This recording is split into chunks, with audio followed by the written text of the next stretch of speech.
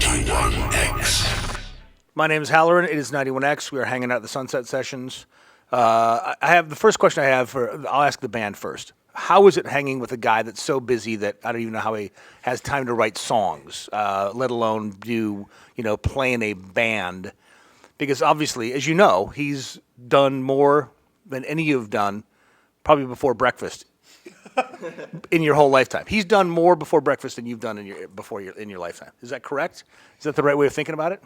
Yeah, I mean, he does a lot, that's for sure. At times it can be very frustrating because he's so busy doing Ed Hale things. Right. It's very hard to get his attention, but when he, gives it to you, it's it's very all focused. Yeah, so if he's in Costa Rica, do you like the way I said that?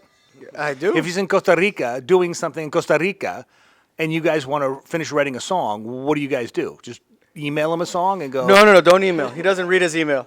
He doesn't read email? I think the best would be to tweet, Facebook message him, and then text his wife. Okay. And then she will somehow through Instagram let him know through an FTP server, download with a private password to an encrypted message, and then get to him. So how did it work out? Because were you guys technically a band before he came in, or was he in it and he just decided to put his name in front? He lured us into He lured this group, you. Yeah. So you were a band at first, right? No. He lured us individually. And then why did he call you the Transcendental Meditationists? Actually, he called the band originally the Troubadours of Transcendence. Yeah. And we were like, okay, that's it. I quit. Okay, fine. But that's a great Instagram name because it takes up the whole thing. The Troubadours of Transcendence. You can't tweet that these days. It's too long. Exactly. So he convinced you. I'm sorry. What would you say, David Fincher? It was like a South by Southwest name, but now we're more of like a CMJ name. Okay, so it's shorter. So just Transcendence. Okay. Can you shorten your name at all? Now you have to get the microphone back because I have to ask you questions, Ed. Can you shorten your name at all? It's 2 letters in the beginning. It's 4 on the backside. Adele. It used to be Ned, so he shortened it to Ed. It was Ned first, and you just shortened it to... It was Ned, and now it's just... there's a guy in England called Ed Banger. Like Ed Banger. I'm maybe not like... familiar with him yet. No, but it used to be Eddie Darling, so... When I decided to use my real name, I thought Ed Hale. That made it pretty. So wait, Eddie small. Darling's not your real name? No, Eddie Darling is like the name that I first came out with, Eddie Darling. Which I mean, the 80s was this when you did this? I was a kid, and I thought it sounded cool, and the label wanted something. But what year was that? Cool. Realistically, the late ambiguous 80s. year. That's fine. Now we're saying it's the mid 90s. In But 10 years, look, we'll say it's the mid 2000s. I just admitted that I knew Rick Rubin in '83, so late '80s is still fine with me. You could have said late '70s, I still would have been fine with it. I'm not going to edit it and say you've been around the block, but sometimes it takes experience to write good songs and stuff, right? I think so. I think so too. He's no Sixto Rodriguez, as he said. You're not 70 yet. Or Exactly. whatever. What is he now? What is Sixto? Sixto's about 70. Linda Parax is about 68. There's a bunch of artists that are coming out right now that are you're actually too young, man. You got to wait a little while. Yeah, you're percolating right now. You Yeah. have too much hair going on there, Yeah. I'm working on this. I'm working on my Sixto right here. We're going to start losing it. All right, so let me ask you this. Where were your first inroads made? East Coast, obviously. Yeah. Correct? No, first inroads were actually, I was going to music school in Atlanta, and there was a class called The Evolution of Popular Music by a very cool cat by the name of Murray Silver, which he's the manager of Jerry Lee Lewis, and he's a music critic.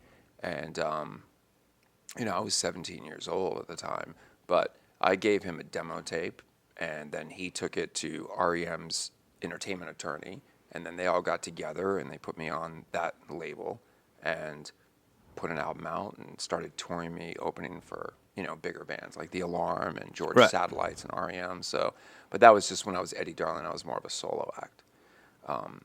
And I had a nice run. Did you meet Brendan O'Brien through the Junior Satellites, through the Georgia Satellites? I met Brendan O'Brien. That's a good name for a band, by the way, the Junior Satellites. Yeah. If anybody, Junior Satellites. if everybody needs that, did you meet Brendan through that era? I did, yeah. I met Brendan actually because he had just done a record for REM. He had done a record with Georgia Satellites, and he was part of that group, part of that entertainment attorney, the manager, the label, Murray, that whole group. Right. Yeah. So So you were originally from Atlanta then, or I grew up in a small town in Florida, actually. But then I decided to go to a music school to learn audio engineering and stuff like that. right? The in music Atlanta. mecca at the time would have been Atlanta. Yeah, it was like because of the Athens scene. Right. So yeah, it was actually a really cool place for me to end Because up. Tom Petty had gone way before Yep. out of Florida. Florida was just boring at the time. Still is, by the way, kind of boring, isn't it? Yeah, well, there's some good stuff that comes out of there every now and Name then. 5. Okay. Okay, name 55. Casey and the Sunshine Band. Okay, that's- came out of there. Ding, ding. Okay, that's too old. That's too old. Okay, too old. Okay, hold on. Here, 5 currents.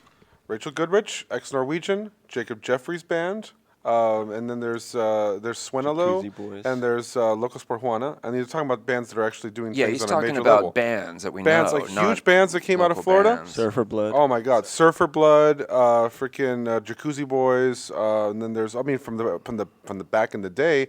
Let's not forget that out of Miami came Gloria Estefan, came Blues Image, came. Oh. What are we talking I'm glad you didn't bring up Marilyn Manson. Well, hold on a second. Marilyn It's Manson not- would be a good example. because But he that's played why I with love the you. band. But he's from Ohio. Thanks. Right. He had to move to Florida. The first place he played was, hold on, the let me- first place he played was Churchill's Hideaway in, But he- in Miami. But he had to move to Florida to become upset and form that whole thing. Yes. When he was in Ohio, he's just a normal Miami will dude, bring that crazy goth out right? of you. It will. No, that's He a had, great he point. no, he had to go to Florida. He went to like Orlando. Wasn't he like from Orlando or something when He he was from formed? Boca. Boca. Raton, yeah. Oka. He was the only person under 65 in that town at the time, hence his angst. Yes, that makes total sense. Yeah. That makes total sense. So you're here in Southern California. You've played Southern California before, yes? No, we've played LA. Really? Yeah, we do the whole LA thing like every other band, but we've never played San Diego. This was our first San Diego gig. So a lot of our fans and friends were like, if you're going to come to San Diego, you should play at Belly Up, which it turns out we were playing at Belly Up, so it worked out for everybody. What did you think of the place? I thought it was great. I thought it was great. I personally thought it was great. It's a legendary house here in San Diego now. I looked at the calendar and I couldn't believe that. Blink have shot videos that there. are coming through. I just mentioned a band not from Florida, and he's very upset with me at this point. No, it's okay. It's okay. I'll let you speak in a few minutes. That's right. You know. No. Just- Well, you can meditate for a while, Rick Rubin / David Fincher. So it was a good show. You enjoyed it last night? Yeah, You it had was fun. great. It was awesome.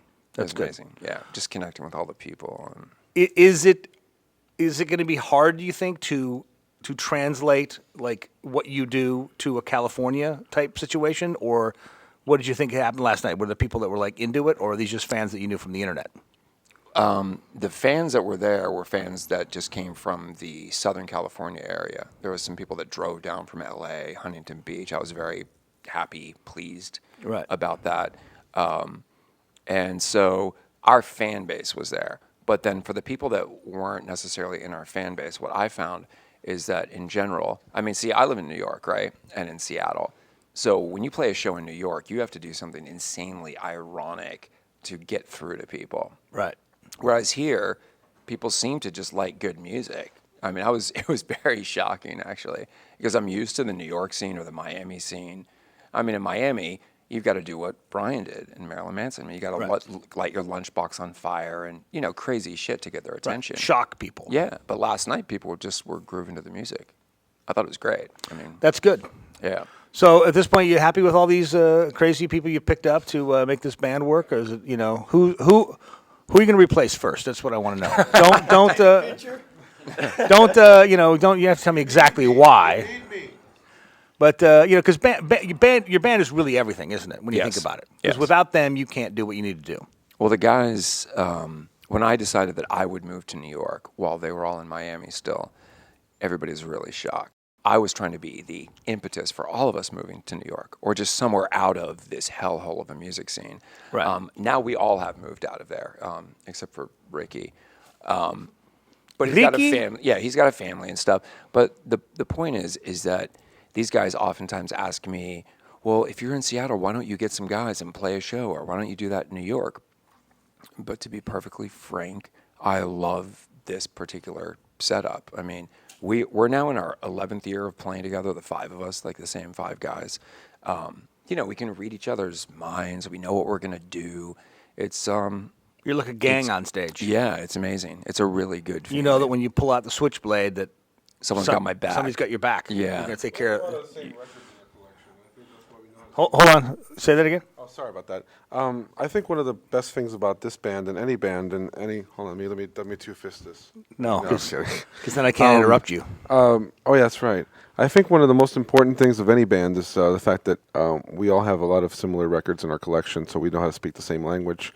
And when we're coming up with ideas, we all throw in our individual elements, but at the same time, we do have a certain sound that we are going for, which has really been a really wonderful thing for us to be more on the melodic side of alternative, with a lot of great throwback influences, while we're constantly looking for new sounds.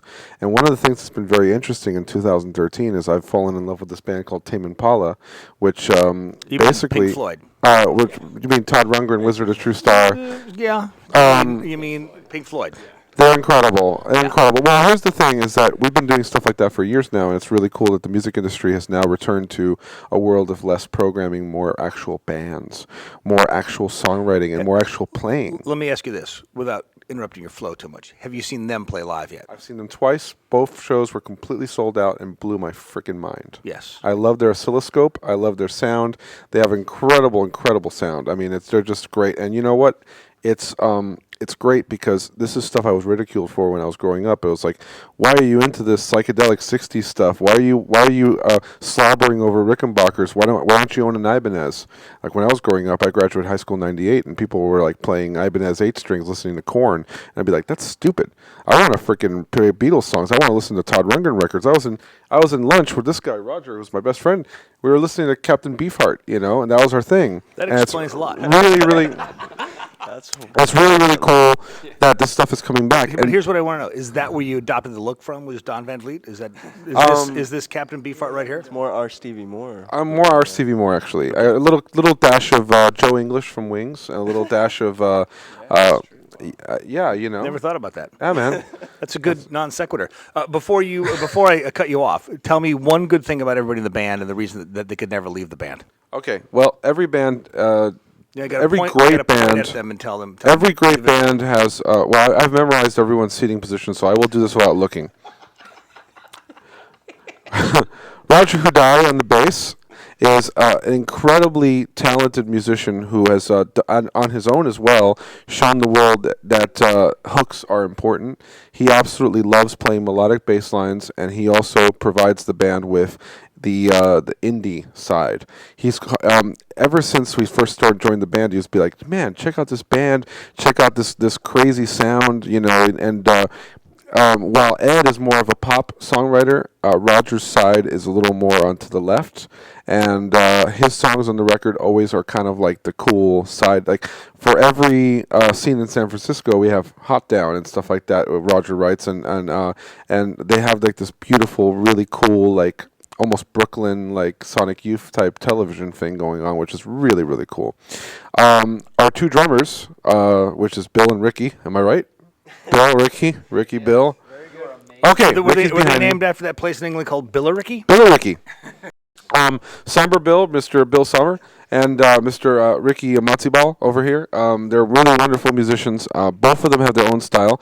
Bill is a really great, like, pop rock powerhouse, like, kind of like I think Bill would be a perfect guy if they ever needed a new drummer in Ben Folds 5 for some reason. Like, Ben Folds should definitely be giving him a call. Meanwhile, Ricky is a South American born, amazing, like, polyrhythmic, like, studio cat. Like, it's really great to have a guy that's kind of like sloppy rock fun, and then another guy that can also do sloppy rock fun, but can also be Steve Gadd at the same time, which is really, really cool. Which leaves us to, I can guess this one, The ambassador. Ed Hale, who I have been doing a lot of songwriting lately, doing my own material, and I've been telling this to everybody, because I did Sunset Sessions in February for AC, and they're like, man, they're introducing me, Fernando Perdomo, this incredible songwriter. I'm like, look, if you guys think I'm good, this guy is one of my biggest influences, and being in a band with him has been the biggest thing for myself as a songwriter, because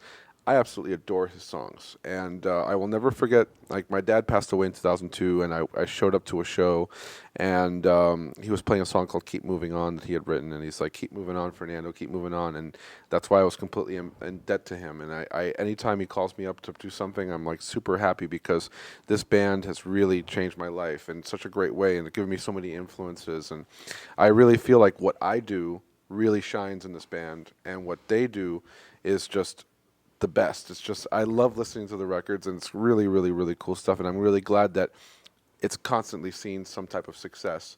And I think that 2013 is the perfect year for what Transcendence has been doing because of the way the music has changed. And You mean when people? we You mean people are coming around to? oh, people are coming around totally. so the 'cause when music we- hasn't changed. People are coming around to the idea that this could be done. Well, we were officially formed like in 2002, 2003. And when you look back at 2002, 2003, the majors were still pretty much force feeding this whole aggro thing at people. And we were there, doing our Beatle pop. And, when it comes down to it, we've stayed true to what our vision is while being creative. I mean, we have loud stuff, we have soft stuff, we have stuff with strings, we have stuff with synths. But when it comes down to it, the most important thing about Transcendence is the songs and being melodic and tasteful on every instrument. And I feel like that really comes across. I have one final question for you. Can you hear the drums, Fernando? With two drummers? No. You can't. Wait, you Do you know where try to that's? catch Do you know where that? that's from? Do you know? Of course, I was named after that song. Were The you song named? Fernando by ABBA. I was going to ask It you. was if you were actually named. #1 when I was born, the Spanish version. I just wanted to know because that would be Spanish amazing if you were release named on- after that song. I was named and it after is that true song. that you were named after that song. So, do people always ask you that question? Can you hear the drums? I get asked that, especially Talking to the microphone, Especially- so that people especially can as- hear you. especially as a producer or whatever. It's like hey, can you hear the drums? Oh. And sometimes they're like, I don't get it. And I'm like, no, dude, that's an ABBA song, But yeah, hey, at least I was named after. You just a good never song. thought you'd hear it from a guy with a beard in an interview in San Diego. That's fine. I love you ABBA. never thought that. Can you guess who my favorite artist of all time is? ABBA. No, it's Todd Rundgren, but close to was that close. is Gino Vanelli. I get asked if I always lose that number. See you just lost me with the Gino Vanelli thing. Like Canadians, we have a problem with. Really? Yeah. Why? Is Because that we live in San Diego. thing? It is a San Diego thing. We just have a problem because they own 95% of the United States at this point. We have a problem with Really? them. I'm the Chinese, so. Okay, anyway. well, So I anyway, like I've his got music. I've got another band that I've got to interview in a couple seconds here. So I'll wrap up with you. Obviously, you have to tell me why he's in the band because I have good no question. fucking clue why he's in the band at this point. He All right. knows everything. He can't hear the drums. He was named after an ABBA song. You have him in there because he's a compendium of what? Yeah, wow, man. It's challenging, but I think being in a band in general for 10 years is challenging for any band, right? Right. We've all heard the nightmare stories of all the big bands that break up and stuff. We have our moments, but I can honestly say that there's no more inventive guitar player playing right now in music, in the indie rock scene or in the commercial Right. rock scene than Fernando Perdomo. And everyone who sees him is always like blown away. I mean, just from seeing him and listening to him, and they're like, "My God, your guitarist is amazing."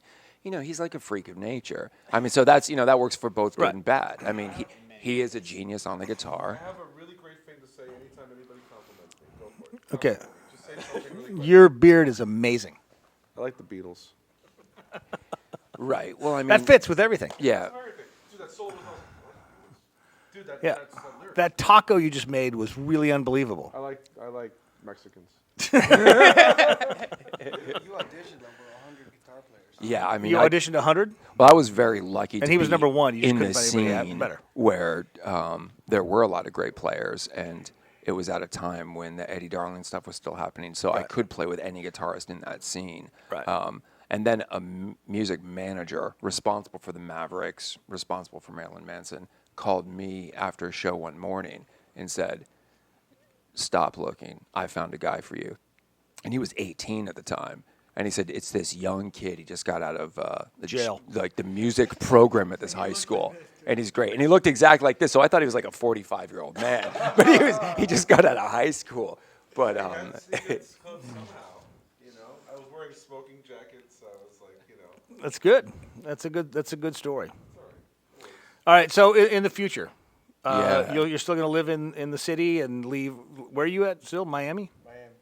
yeah, he's So- in so Atlanta, he's in L.A., and so what we do is we're on email all the time, and then when we have a show or a tour, we fly into a city, we do a couple of days of rehearsal, and then we do the tour of the show. You should So it email them now works. in the future, all in just Spanish or Greek or something, just to see if they're actually paying to mess attention. with them. Yeah. Well, thanks very much for coming by. It's a pleasure to meet you and hang out with the real Rick Rubin here, Exactly. and the most inventive guitar player in the world, from what I can tell. Are you using marbles on your guitar yet? Well, one of my favorite guitar players is Adrian Belew, and he would use a knife and a fork, and go crazy. Look, he just quit Nine Inch Nails. So guess what? Okay, hold on a second. There's a spot open in Nine Inch Nails. Yeah, but I wouldn't take it. I would rather play in How to Destroy Angels, who I love. That's Really? my favorite thing that Trent's ever done, and nobody says that. So How to Destroy Angels is awesome. I'll get this. I'll get this I clip come to from him. an avant-garde world. I love Adrian Belew. I love Robert Fripp. I love Henry Kaiser and all that stuff. And you know what? The most important thing for me is playing melodically. But every once in a while, I like to have the meds rub off a little bit, like wear off a little bit, and all of a sudden go crazy, and maybe start playing behind the bridge or behind the nut. Because I think a good mix between Todd Rundgren, Jason Faulkner, and Thurston Moore is what I do. Thurston Moore. That's a good name to drop. Right? It's a great name to drop. Yeah, you don't hear that one very often. I'm not a huge Sonic Youth fan, but I love the concept of being able to use a guitar, every inch of the guitar. These little strings behind the bridge, these little strings behind here. You can just bend over here, do all things. That's why you can't play in Ibanez, because they don't have those little strings behind the bridge. I'm gonna tell you the story to wrap it up, so you have a better understanding of what he really does without the jokes. So, for our second album, Sleep with You, we did a Velvet Undergroundish song called Junkie. Oh yeah. We were in that studio with this producer who was responsible for some of the cheesiest active rock of the 2000s. And he just kept trying to get him to play melodic guitar parts, which is not what I was hearing at all, right? I was hearing like John Cale's electric violin in my head. He was really frustrated, and he was screaming and, being angry, and I just can't get it, I can't get it. And so finally he just started making noise on his guitar out of frustration and yelling at me. And then he started screaming into his pickups obscenities at me. I had a Sabine tuner that had a mic in it, and I plugged it into the guitar amp, and I started screaming through the tuner. And the tuner kept on telling me I was out of tune because obviously I was screaming. He was screaming. So I His was literally lungs off. screaming, "Fuck you, Ed!" And that came on the track because it was like, But there was a lot of feedback being generated from his anger, and that was the sound that I was looking for. So it took a couple of hours. So I said, just do that. So they continued to roll the tape over and over, and he continued to lay more and more tracks of noise down. I actually went outside to do something. I think I might have gone to the store. I came back in about 15 minutes later. He's in an isolation booth with his Vox AC30 turned all the way up. And I don't know if you know how loud that is, but it's loud. He's on his back. Louder than Jesus. It's freaking loud, man. He's on his back in the dark in an isolation booth. The engineer is asleep in the chair, and he's recording him, and he's just on his back just making noise. He's having some sort of a nervous breakdown. But that's what worked for that song. It sounds amazing. It's so spontaneous. It doesn't sound like someone's playing. It sounds just like random noise, and it's brilliant. Remember Revolution in Me? And I said, And I don't know if we can too get that out of sober. anybody else. That kind of manic Probably not. chaos. But the funny thing is, you paid him for it. Probably the best part, right? Pay? Getting paid. Yeah. We're Well, still thank you waiting very for much, that. gentlemen. Thank you for I having don't us. mean to Really cut you off, appreciate but it. I've got 5,000,000 Bands. other Hey. bands. They're stacked up over Lindbergh right now. They're flying in right now to be interviewed. 'Cause Service they to just- they others, want, They man. want to Service hang to out. others. So, but continued success. bless you. Good luck. 91X.